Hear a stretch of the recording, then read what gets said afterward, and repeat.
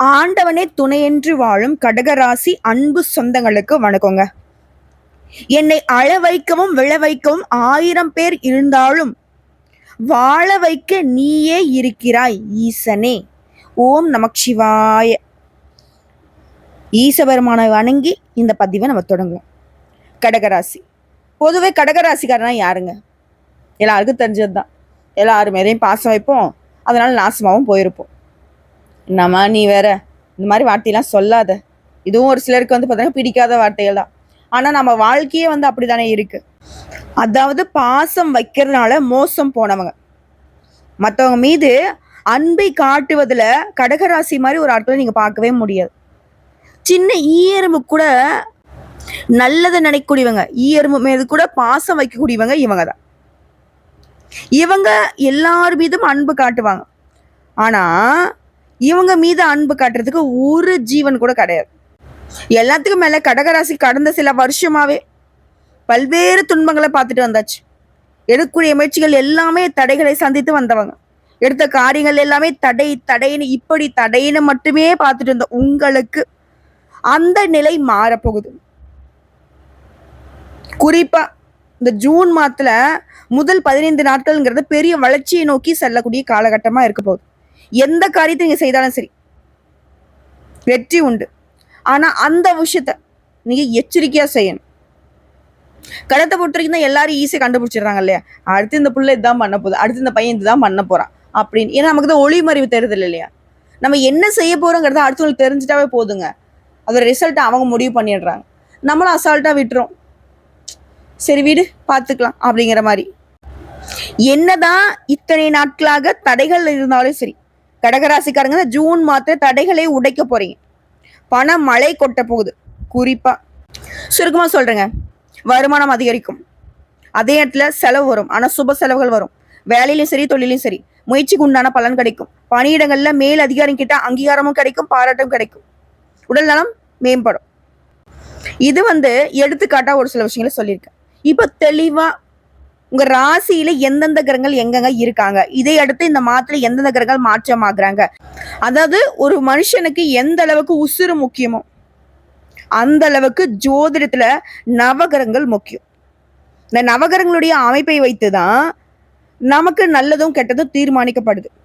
So கடகராசிகளுக்கு பொதுவா சொல்லணும்னா உங்க ராசியில எந்தெந்த கிரகங்கள் எங்கெங்க இருக்க போறாங்க இதை பொறுத்து பலன்கள் சொல்லப்படுது.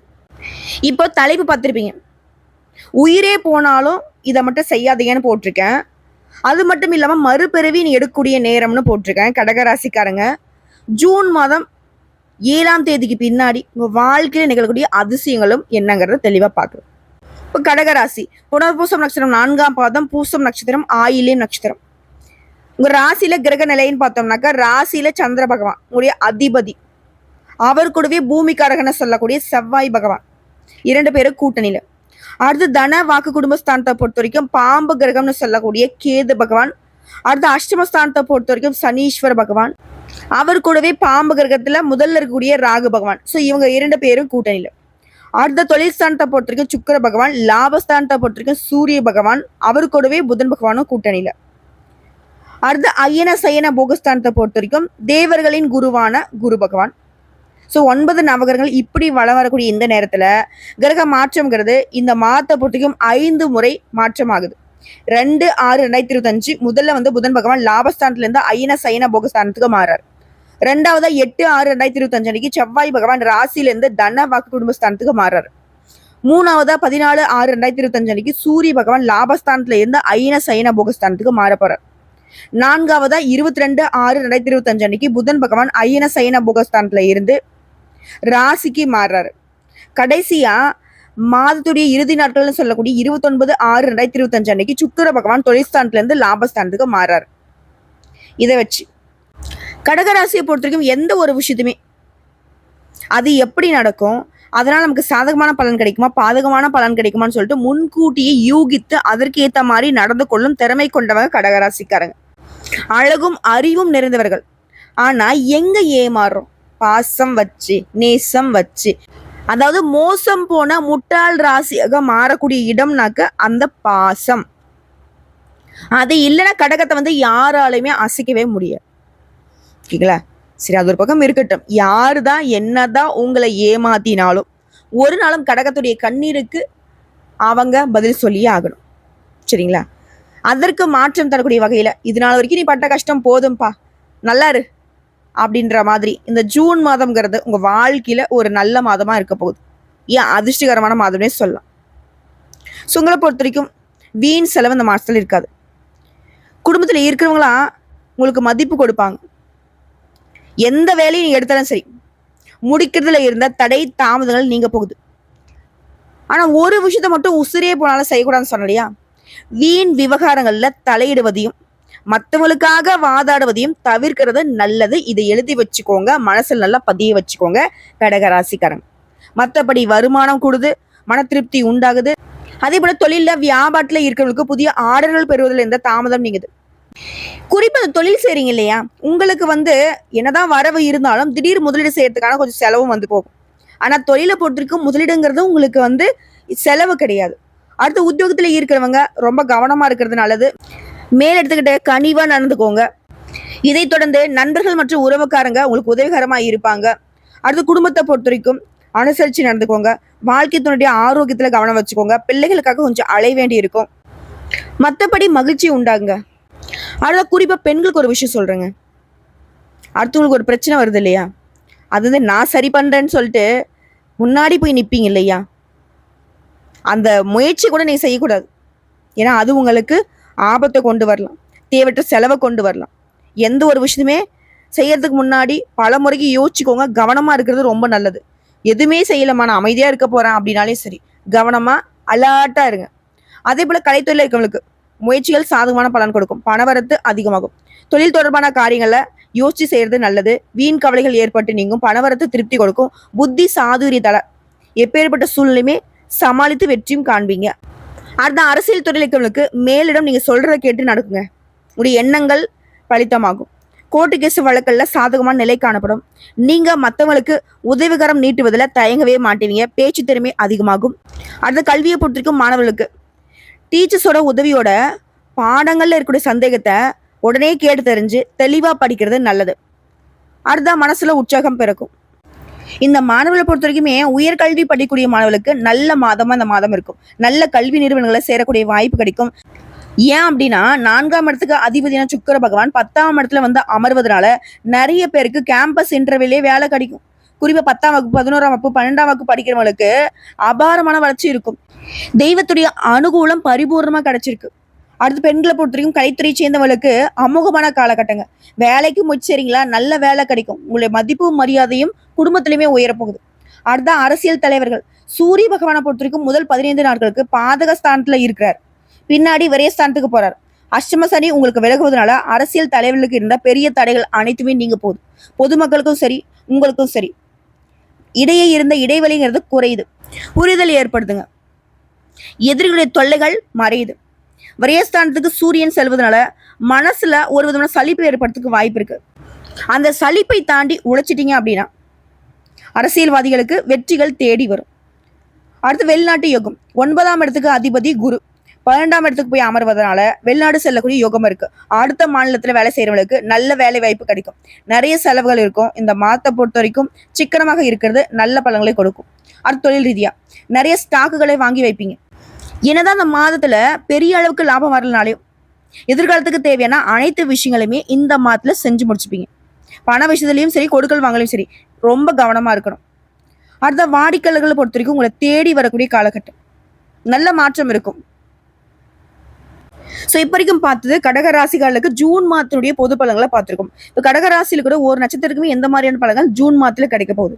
கடகராசி புனர்பூசம் நட்சத்திரம் 4ஆம் பாதம். தெளிந்த ஞானமும் செல்வாக்கும் கொண்ட உங்களுக்கு இந்த ஜூன் மாதம் யோகமான மாதம். ஏன்னா குரு பகவானை பொறுத்த வரைக்கும் விரயஸ்தானமான 12ஆம் இடத்துல சஞ்சரிக்கிறாரு. அவருடைய பார்வையிலால உடல் ஆரோக்கியத்துல பாதிப்புகள் இருந்தால் அது விலக ஆரம்பிக்கும். தாய் வழி உறவுகிட்ட ஆதரவு கிடைக்கும்.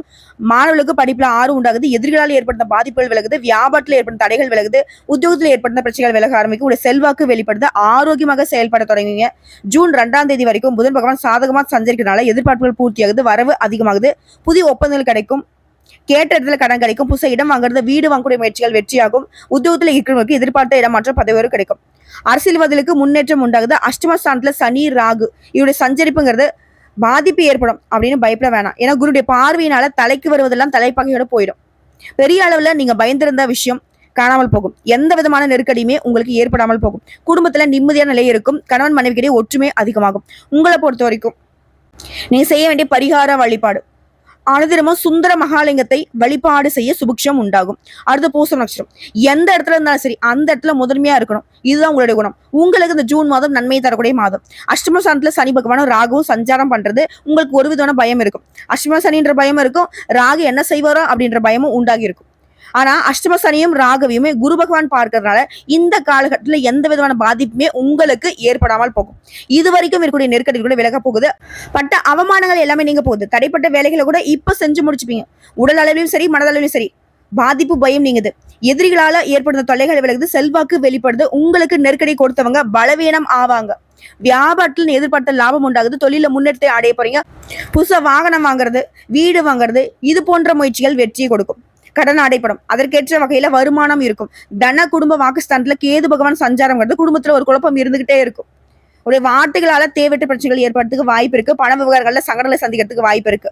வார்த்தைகளை நிதானம் தேவை. குடும்பத்தார்கிட்ட அனுசரணையா இருந்துக்கோங்க. கணவன் மனைவிக்கிடையே இந்த காலகட்டத்துல முடிஞ்ச வரைக்கும் அனுசரியா நடந்துக்கோங்க. உத்தியோகத்துல இருக்கிறவங்களுக்கு பிரச்சனைகள் முடிவுக்கு வருது. அரசியல்வாதிகளுக்கு செல்வாக்கு உயருது. மாணவர்களுக்கு படிப்புல அக்கறை கூடுது. விவசாயிகளுக்கு நெருக்கடிகள் விலகுது. உங்களை பொறுத்திருக்கும் செய்ய வேண்டிய பரிகார வழிபாடு, அனுதினமும் சங்கர ராமேஸ்வரரை வழிபாடு செய்ய சங்கடங்கள் போகும், சந்தோஷம் நிலைக்கும். அடுத்த ஆயில நட்சத்திரம், புத்திசாலித்தனமாகவும் தெளிவாகவும் செயல்பட்டு உங்களுக்கு தேவையானதை நீங்களே அடையக்கூடிய மனப்பான்மை கொண்டவங்க. உங்களுக்கு அந்த ஜூன் மாதம் யோகமான மாதம்.